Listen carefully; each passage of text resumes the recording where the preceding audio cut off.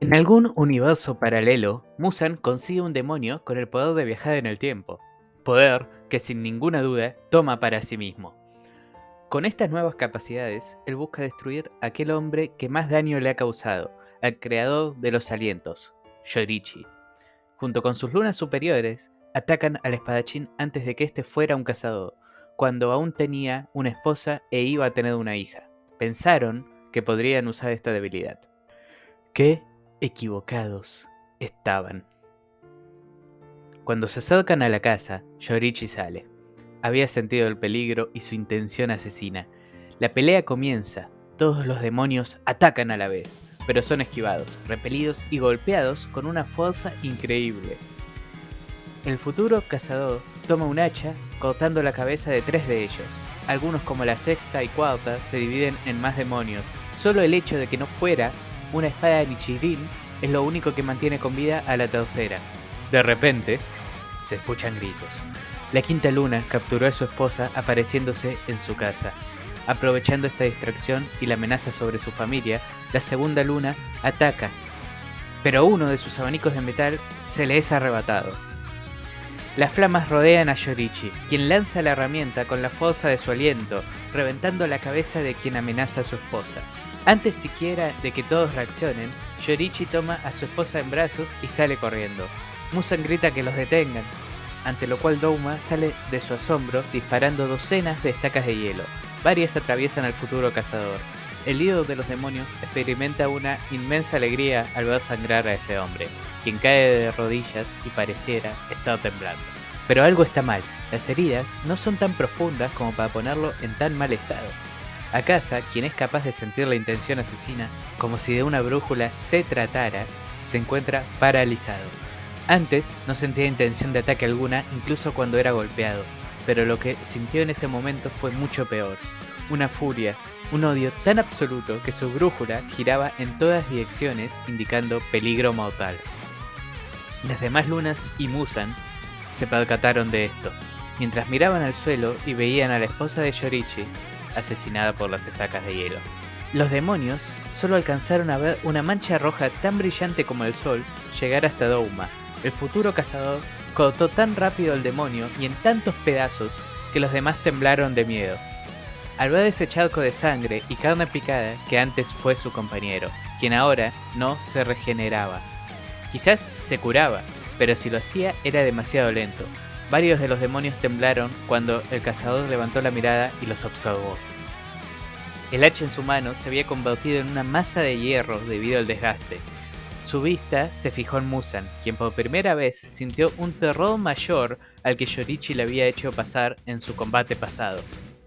El cazador se dirigió velozmente hacia él, pero la primera luna superior se metió en su camino.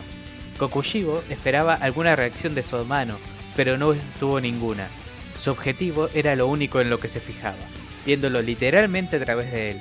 Un golpe seco, imbuido de la respiración solar, fue suficiente para que el demonio retrocediera. El demonio original finalmente reaccionó y atacó con sus enredaderas de hueso, pero era demasiado lento. El golpe de Yorichi le voló la cabeza.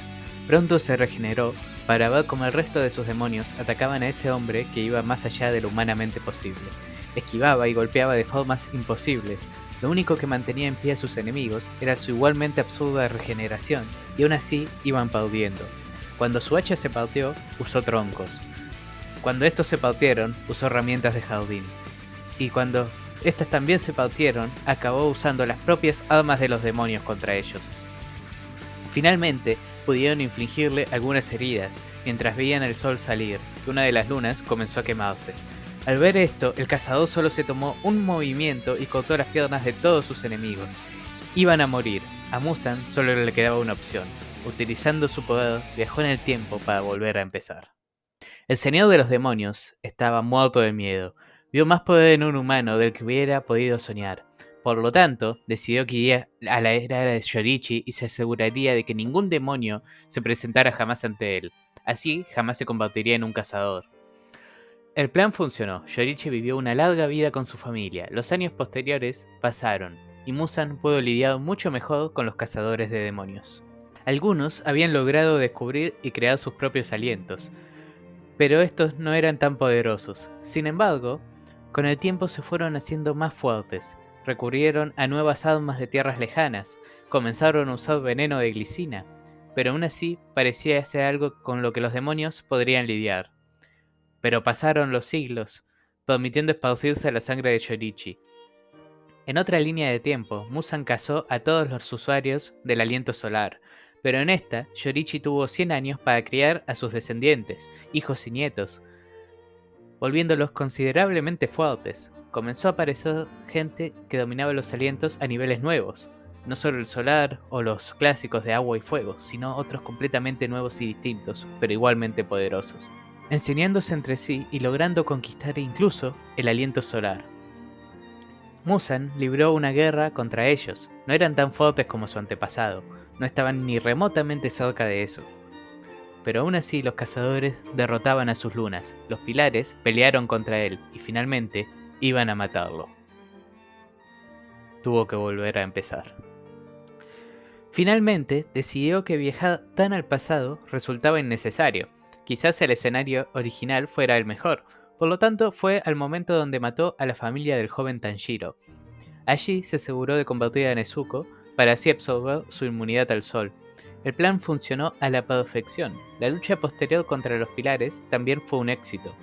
Estos fueron incapaces de vencerlo, aun cuando aguantaron una batalla hasta el amanecer.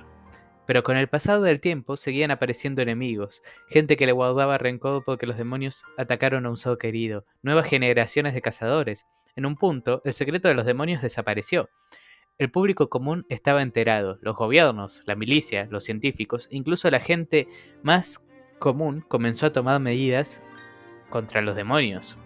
Los árboles de glicina, venenosos para los demonios, se volvieron la planta más común de Japón y otros países cercanos. Nuevas armas se desarrollaron, balas cubiertas de veneno, hechas con acero nichirin, armas capaces de darle la fuerza de cortar un demonio a quienes no la tenían. Muzan decidió aumentar por mucho la cantidad de demonios bajo su mando. Esto le permitió plantar pelea, pero también aumentó el compromiso de los humanos. No solo en Japón, sino en todo el mundo, las personas se unían ante aquello que parecía ser nuestro depredador natural. Además, otro problema surgió para el Señor de los Demonios. Debido a la cantidad de monstruos que había creado, aparecieron algunos con la fuerza de voluntad para resistirse a su control. Ahora, no solo debía luchar contra los humanos, algunos demonios se unieron a las personas, o lucharon por su cuenta contra él, en busca de venganza. Otros tenían sus propios deseos de poder, deseos que hacían parecer a Muzan un mal menor. Finalmente, se encontraba en una situación peor que antes. Surgían enemigos capaces de rivalizarlo sin problema. No importaba cuántas veces reiniciara el tiempo, siempre aparecía un cazador lo suficientemente fuerte, un arma lo bastante apta, un veneno más potente, un demonio con un poder inalcanzable, una organización con la suficiente voluntad. Solo un camino parecía llevarlo a la vida eterna. Debía recluirse en las montañas, vivir alejado de todos, y con plena conciencia de que no era invencible. Ningún imperio era eterno, él tampoco. Podría vivir, pero no a costa de los demás. El demonio, que en el pasado había presumido de ser tan peligroso como un desastre natural, ahora no era más que un tigre en una reserva, fuerte en su montaña, pero consciente de que moriría si pasaba el suficiente tiempo fuera de esta. Muchachos, recuerden suscribirse a Trifuerza Sunny para no perderse ni uno de sus videos.